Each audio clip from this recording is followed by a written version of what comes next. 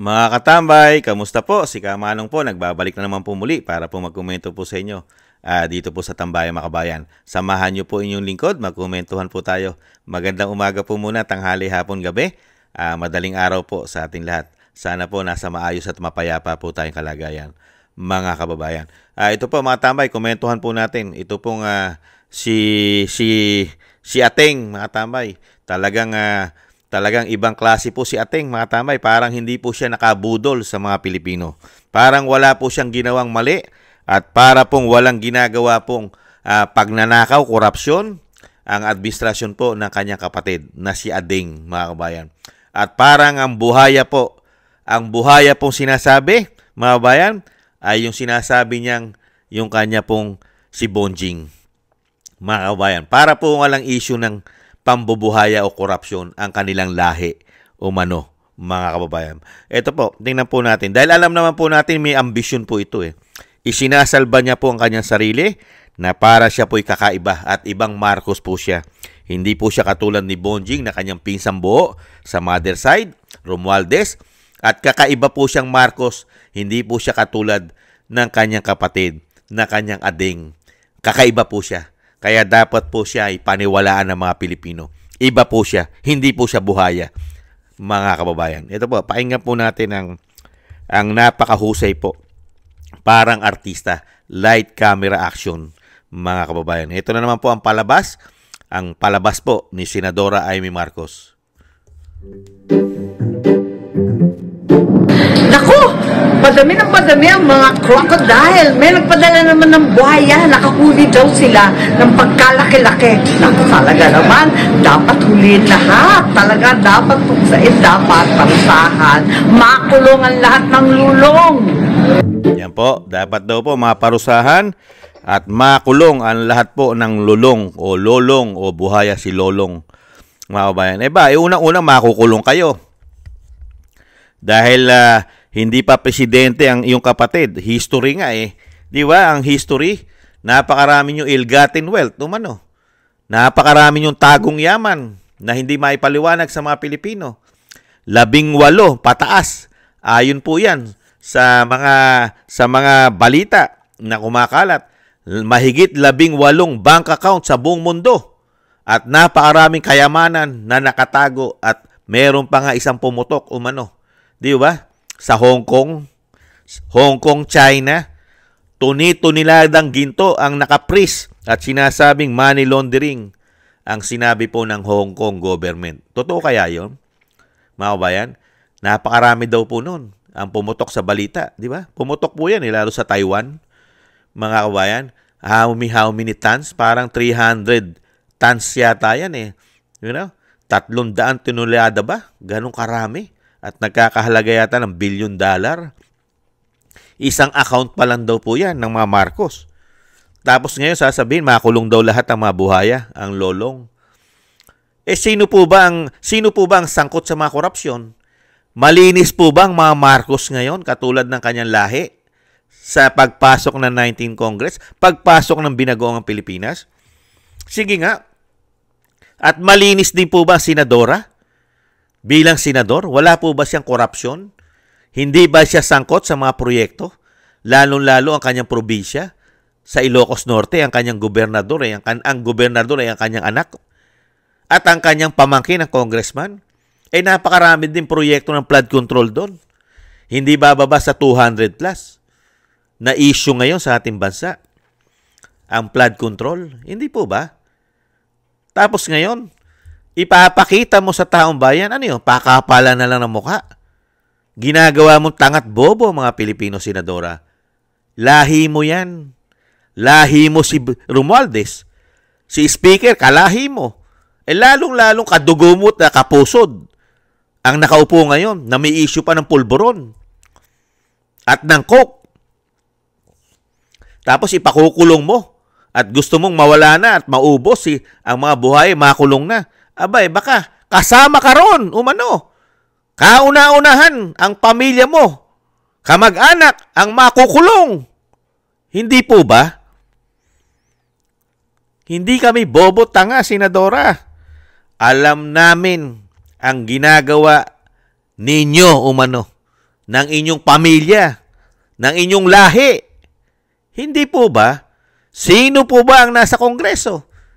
Nahando na inyong pamangkin. Hindi po ba? Nahando na inyong pinsan na napakaraming problema sa budget, sa ginawa nyo. Kasama rin kayo sa nagbabudget. Kongreso, isa yan. Senado at House of Representatives. Hindi po ba? Senadora. Tapos nga ipakikita nyo sa taong bayan na parang proud na proud pa kayo, may hawak ng buhaya. Eh hindi po ba isa kayo riyan? Umano? Hindi po ba? Isa rin kayo riyan, umano. Hindi po ba? Eh dugong Romualdez kayo. Eh may dugong Marcos kayo. Hindi po ba? At gaano naman kagaling maglingkod ang inyong ama? Hindi po ba? Eh may history nga ng human rights. Isang damukal na issue ng human rights ang inyong ama. Di ba? Nung panahon na siya ay nagdeklara ng diktadorya. Di ba? Ilan po na tsugi? Mahigit 200,000 plus daw po yan ayon sa human rights. Mga tamay, nung mga panahon na yan ay iniimbestigahan. Di ba? Ibang klase. At napakaraming pera. Alahas, ginto. Di ba? At yung issue ng ginto, ngayon sa panahon ng inyong kapatid, pati yung ginto sa Central Bank, eh hindi nyo naman iniimbestigahan eh. Dahil pagdating sa kapatid nyo, ayaw nyong kalkalin ang issue ng kapatid nyo. Totoo po yun. Meron po bang name-mention ang senadora pagdating sa kapatid niya? Kasi iniiwas niya ang ulo, ang pagbumuka ng kanyang kapatid na presidente. Hindi po ba? Nakita niyo po ba na binatikos at binanatan at inimbestigahan man lang ang corruption issue ng kanyang kapatid? Lalo-lalo mga pinasok na sinasabing makakatulong sa ating bansa. Meron po ba? Binatikos niya po ba ang Maharlika Investment Fund? Binatikos niya ba ang pagbebenta daw umano ng ginto na tuni-tunilada sa Central Bank? Binatikos niya rin ba ang kanyang kapatid na pinirmahan niyo ng kanyang kapatid para mailipat ang bilyong-bilyong piso na pera na contribute para sa insurance ng mga Pilipino na PhilHealth para pagka kami magkakasakit? Hindi po ba?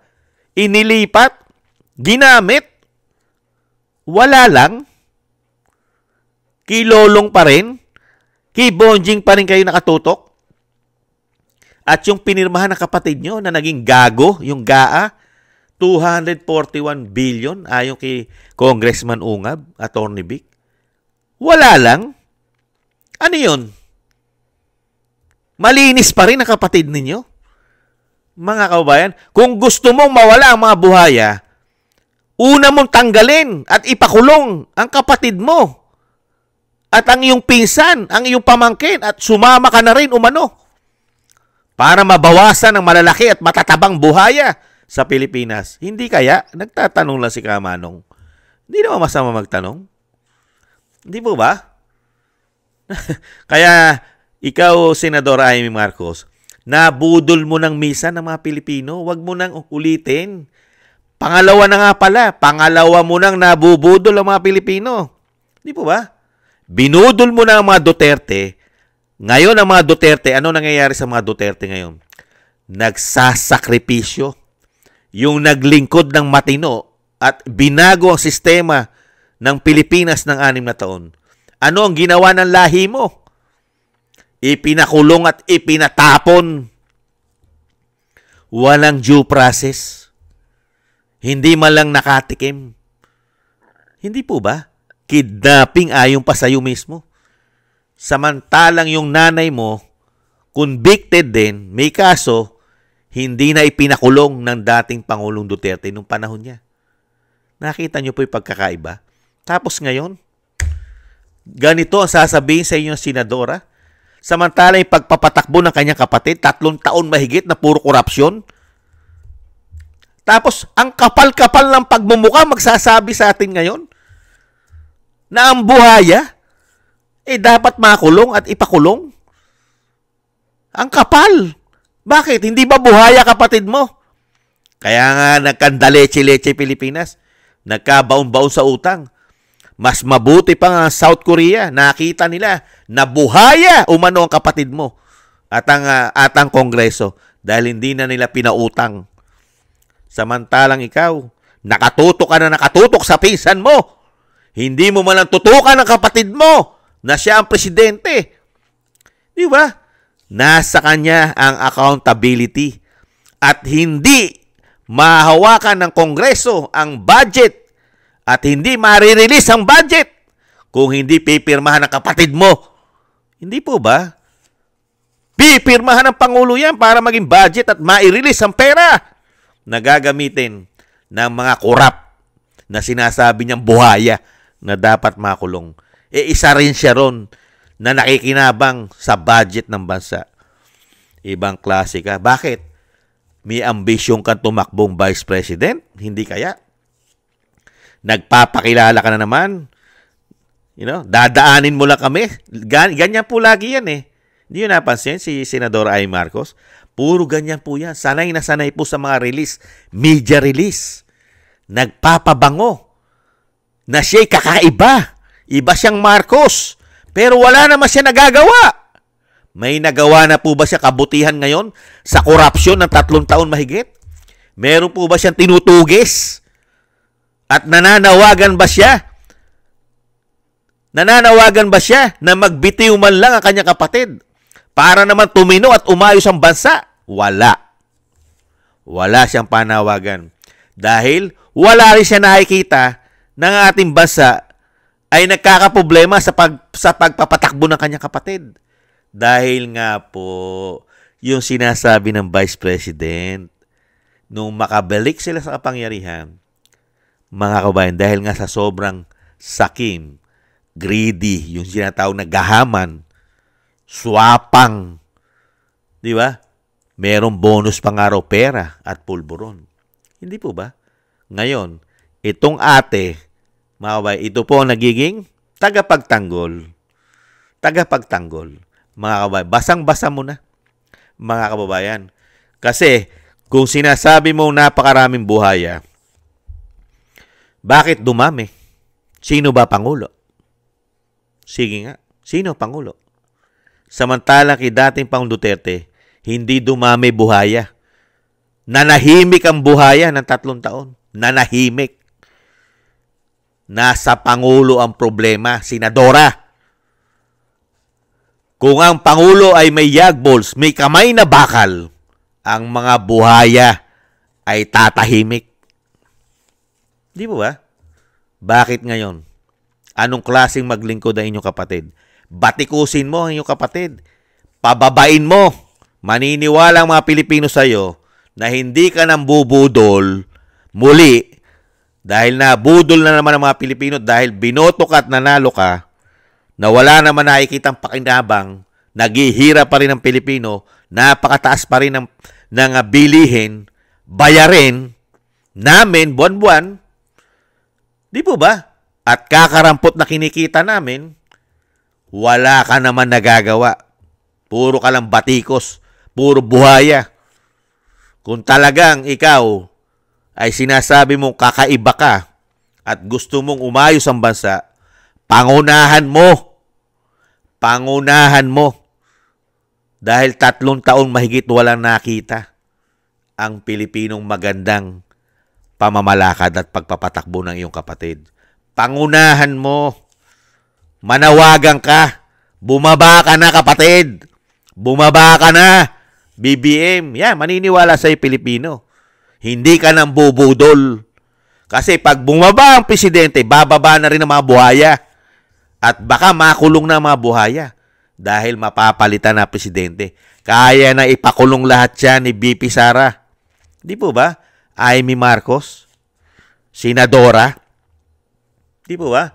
Kaya po dito kay Senadora, bobo na lang po. Bobo, gago, at tanga umano ang maniniwala lang po dyan sa mga pinagsasabi niyan umano kay Senadora Amy Marcos.